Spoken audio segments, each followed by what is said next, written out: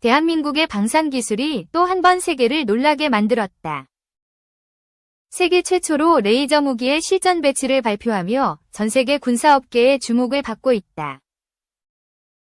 이번 발표는 단순한 기술적 성과를 넘어 현대 전장에서의 패러다임을 바꾸는 중요한 이정표가 될 것으로 보인다.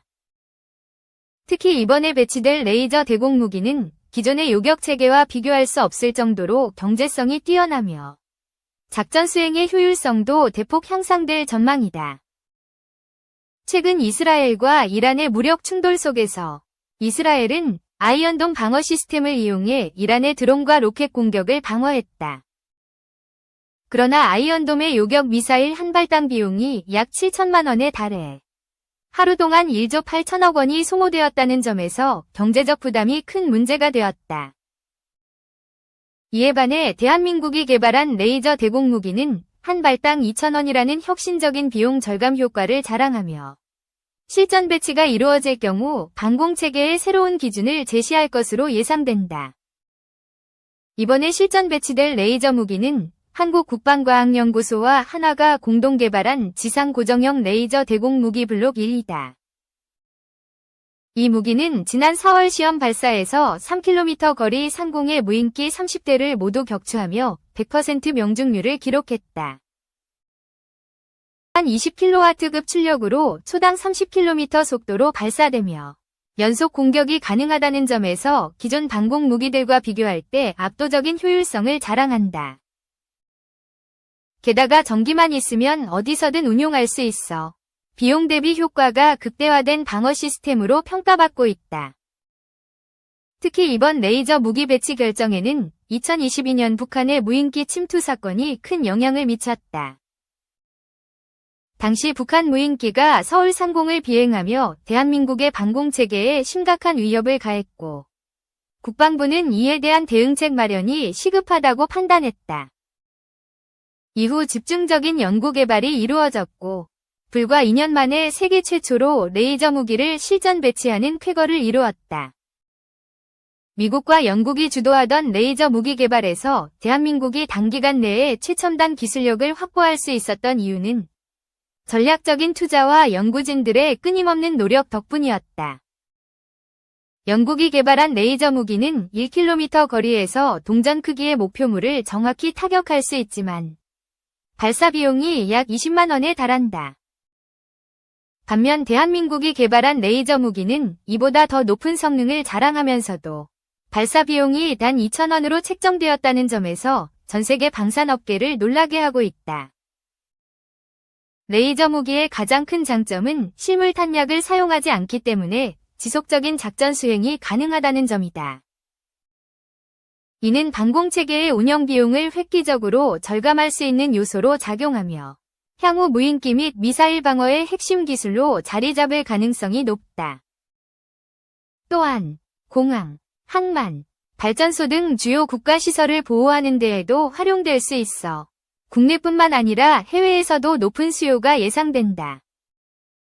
현재 대한민국 국방부는 본격적인 양산을 앞두고 있으며 2030년까지 차량에 탑재할 수 있는 30kW급 차세대 레이저 무기 개발을 목표로 하고 있다.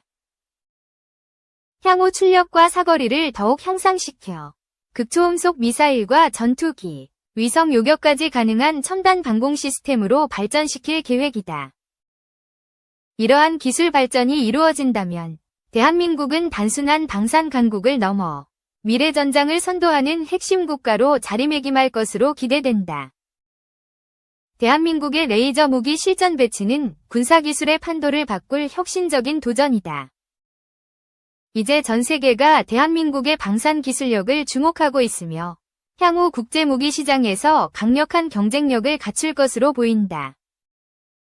레이저 무기가 대한민국의 새로운 방산 수출 전략의 핵심 요소로 자리 잡을 날도 머지않았다. 이번 성과를 바탕으로 대한민국이 미래 전장에서 어떤 역할을 하게 될지 귀추가 주목된다. 2. 트럼프, 한국, 미국보다 관세 4배 높아 관세 압박 신호탄? 도널드 트럼프 미국 대통령이 4일 현지 시간 워싱턴 DC 연방의회 의사당에서 집권 후 첫 의회 연설을 통해 다시 한번 미국 우선주의를 강력하게 외쳤다. 트럼프의 이날 연설 시간은 1시간 39분 31초로 대통령 의회 연설 사상 최장으로 기록됐다.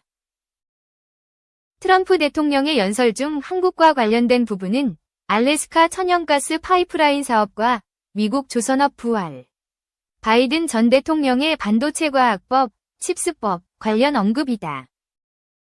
트럼프 대통령은 관세 부분에서도 한국을 중국보다도 불공정한 관세를 부과하는 나라라고 지목했다. 트럼프는 이날 연설에서 한국 등이 향후 알래스카 천연가스 파이프라인 사업에 참여하는 것을 환영한다고 밝혔다. 트럼프는 내 행정부는 알래스카의 세계 최대 규모 중 하나인 거대한 천연가스 파이프라인을 건설하고 있다며 일본, 한국 그리고 다른 나라들이 우리 파트너가 되길 원하며 그들에 위해 수조 달러가 투입될 것이라고 말했다. 전임 바이든 행정부는 신규 석유 및 가스 임대 건수를 9% 줄이고 파이프라인 건설을 중단했으며 100개 이상의 발전소를 폐쇄했다면서 이것이 취임 첫날 에너지 비상사태를 선포한 이유라고 비판했다.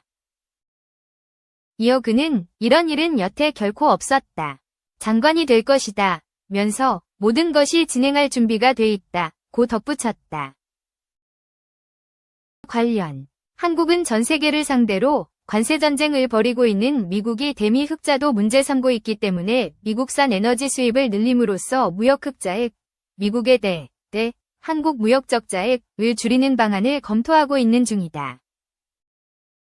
최근 안덕근 산업통상자원부 장관은 미국을 방문해 하워드 러트닉 상무장관과 더그 버건 백악관 국가에너지위원회 위원장 겸 내무장관 등을 만났는데 이 자리에서 LNG 수입과 관련한 논의가 진행된 것으로 보인다. 한국 정부는 한국의 알래스카산 액화천연가스 수입 또는 개발 참여 옵션을 검토하고 있으나 아직 최종 확정 단계는 아니다. 일본은 지난달 7일 열린 미일 정상회담에서 이 사업과 관련한 합작 투자를 진행하는 방안에 대해 논의한 것으로 알려졌다. 트럼프 대통령은 또 자신의 국방정책 구상을 소개하면서 미국의 조선산업의 재건을 선언했다. 트럼프는 우리는 상선과 군함 건조를 포함한 미국 조선산업을 부활시키겠다며 이를 위해 백악관에 새로운 조선 담당 사무국을 설치하고 이 산업을 원래 있어야 할 미국으로 가져오기 위해 특별 세제 혜택을 제공하겠다고 밝혔다. 트럼프는 미국이 조선 산업에서 중국에 뒤처졌다는 점을 지적하며 우리는 매우 빨리 만들 것이라고 강조했다. 월스트리트저널은 이와 관련 트럼프 행정부가 중국에 대항해 미국 조선업체를 집중 육성하는 내용의 행정명령을 준비 중이라고 보도했다. WSJ이 입수한 초안 요약에는 중국산 선박과 크레인이 미국 항구에 들어올 때 입항 수수료를 징수하고 백악관 국가안보위원회에 조선사무국을 설립하는 내용 등이 포함됐다. WSJ는 또 핵추진 잠수함을 건조하는 조선소에서 일하는 근로자의 임금 인상과 일론 머스크가 이끄는 정부요율부의 해군을 포함해 정보 조달 절차를 재검토하라는 지시도 행정명령에 담겼다고 전했다. 트럼프 대통령은 당선인 시절 윤석열 대통령과의 통화에서 미국 조선업이 한국 도움과 협력을 필요로 하고 있다며 한국의 세계적인 건조군함 능력을 잘 알고 있다고 밝힌 바 있다. 윤석열의 탄핵 심판 전국이라 아직 트럼프 대통령과 정상회담은커녕 연락조차 못하고 있는 한국은 조선 산업을 지렛대로 하는 대미 협상을 모색 중이다. 트럼프의 미국 조선업 부활 선언이 한미 조선업 협력과 어떻게 연결될지 주목된다. 트럼프 대통령이 조선업과 관련 세제 혜택 제공을 언급한 것은 우리에겐 긍정적인 사인이라고 할 수 있다. 대한무역투자진흥공사가 지난 2일 밝힌 미국 해양 조선업 시장 및 정책 동향을 통해 본 우리 기업 진출 기회 보고서에 따르면 최근 미 의회가 발의한 해군 준비태세 보장법 법안이 통과되면 한국 조선업계의 미 함정 및 해안경비대 선박 수주 가능성이 크다. 이 법안에는 한국 등 동맹국이 자국 조선소에서 미 해군 함정을 건조할 수 있도록 하는 내용이 담겨 있다. 또한 미 해군의 군함 건조 및 함정 유지 보수 정비 투자 계획 등이 한국 조선업계의 기회로 작용할 수 있는 등 한국의 조선업 전망이 밝은 것으로 전망했다.